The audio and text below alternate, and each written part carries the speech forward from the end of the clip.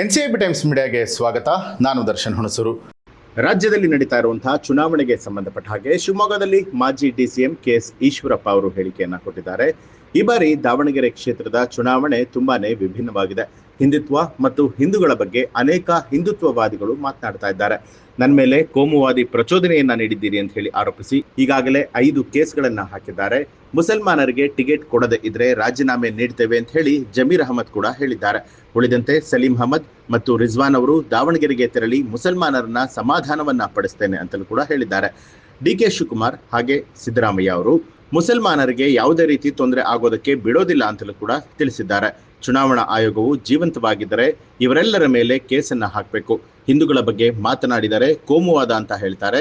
ಮುಸಲ್ಮಾನರ ಬಗ್ಗೆ ಮಾತನಾಡಿದ್ರೆ ಜಾತ್ಯತೀತತೆ ಅಂತ ಹೇಳ್ತಾರೆ. ಇದು ಧರ್ಮಗಳ ನಡುವೆ ವಿಭಜನೆ ಮಾಡುವಂತಹ ಕೆಲಸ. ಹಿಂದೂ ಸಮಾಜ ಈಗ ಜಾಗೃತ ಆಗಬೇಕು. ರಾಷ್ಟ್ರೀಯ ಚಿಂತನೆ ಉಳ್ಳಂತಹ ಅಭ್ಯರ್ಥಿಗೆ ಜನರು ಮತವನ್ನ ಹಾಕಬೇಕು ಅಂತ ಹೇಳಿ KS ಈಶ್ವರಪ್ಪ ಅವರು ತಿಳಿಸಿದ್ದಾರೆ. ಹಿಂದುತ್ವದ ಬಗ್ಗೆ, ಹಿಂದೂಗಳ ಬಗ್ಗೆ ಬಹಳ ಹಿಂದುತ್ವವಾದಿಗಳು ಮಾತಾಡಿದ್ದು ನಾವು ಕಂಡಿದ್ದೇವೆ.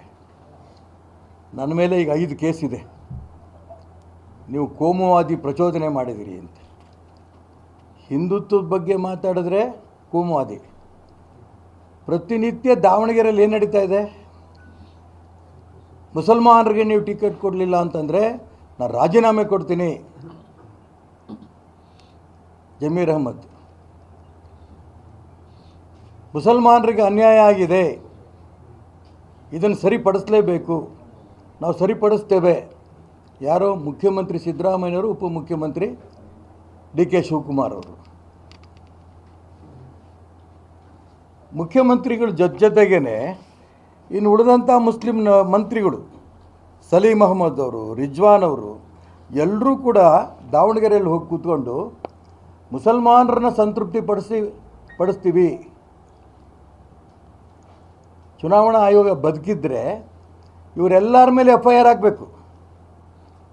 ಮುಖ್ಯಮಂತ್ರಿ ಮೇಲೆ, ಉಪಮುಖ್ಯಮಂತ್ರಿ ಮೇಲೆ, ಈ ನಮ್ಮ ಸಲೀಂ ಅಹಮದ್ ಅವರು, ಜಮೀರ್ ಅಹಮದ್ ಖಾನ್ ಅವ್ರ ಮೇಲೆ, ರಿಜ್ವಾನ್ ಮೇಲೆ, ಯಾರ್ಯಾರು ಮುಸಲ್ಮಾನರನ್ನು ಸಂತೃಪ್ತಿಪಡಿಸೋಂಥ ಪ್ರಯತ್ನ ನಡೆಸ್ತಾ ಇದ್ದಾರೋ, ಮುಸಲ್ಮಾನರಿಗೆ ಟಿಕೆಟ್ ಆಗಲೇಬೇಕು ಅಂತ ಮಾತಾಡ್ತಿದ್ದಾರೋ ಅವರೆಲ್ಲರೂ ಕೂಡ FIR ಹಾಕಿ ಮುಂಚೆ ಇವರೆಲ್ಲರೂ ಜೈಲಿಗೆ ಕಳಿಸ್ಬೇಕು. ಹಿಂದೂಗಳ ಬಗ್ಗೆ ಮಾತಾಡಿದ್ರೆ ಮಾತ್ರ ಕೋಮುವಾದ. ಮುಸಲ್ಮಾನರ ಬಗ್ಗೆ ಏನು ಬೇಕಾದ್ರೂ ಮಾತಾಡ್ಬೋದು, ಅದು ಜಾತ್ಯತೀತತೆ.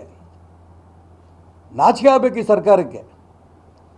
ಅದಕ್ಕೋಸ್ಕರ ನಾನು ಇಷ್ಟೇ ಮಾತ್ರ ಹೇಳ್ತೇನೆ, ಇವರೇನು ಮುಸಲ್ಮಾನರನ್ನ ಪರವಾಗಿ ನಿಂತರಂಥ ಈ ಕಾಂಗ್ರೆಸ್ಸಿನ ನಾಯಕರ ಬಗ್ಗೆ ಚುನಾವಣಾ ಆಯೋಗವೂ ಧೈರ್ಯ ಮಾಡಲ್ಲ, ನನಗೆ ಗೊತ್ತು. ಆದರೆ ಹಿಂದೂ ಸಮಾಜ ಜಾಗೃತಿ ಆಗಬೇಕು. ಹಿಂದುತ್ವದ ಪರವಾಗಿ ಯಾರು ಹಿಂದೂಗಳಿಗೆ ರಕ್ಷಣೆ ಕೊಡ್ತಾರೆ, ರಾಷ್ಟ್ರೀಯ ಚಿಂತನೆ ಉಳ್ಳಂಥ ಅಭ್ಯರ್ಥಿಗೆ ತಾವು ಬೆಂಬಲ ಕೊಡಬೇಕು ಅಂತ ಈ ಸಂದರ್ಭ ನಾನು ಪ್ರಾರ್ಥನೆ ಮಾಡ್ತೇನೆ.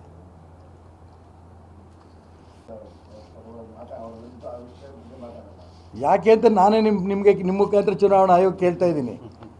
ನಿಮಗೆ ತಾಕತ್ತಿದ್ರೆ ಅವ್ರ ಮೇಲೆಲ್ಲ FIR ಹಾಕಿ, ಇಲ್ಲ ನಮ್ಮ ಮೇಲೆ 5 ಕೇಸ್ಗಳು ಬಿದ್ದಿದ್ದಾರೆ, ತೆಗೆದಾಕ್ಬಿಡಿ, ತಪ್ಪು ಮಾಡಿದ್ದೀವಿ ನಾವು ಅಂತ ಕ್ಷಮೆ ಕೇಳಿ.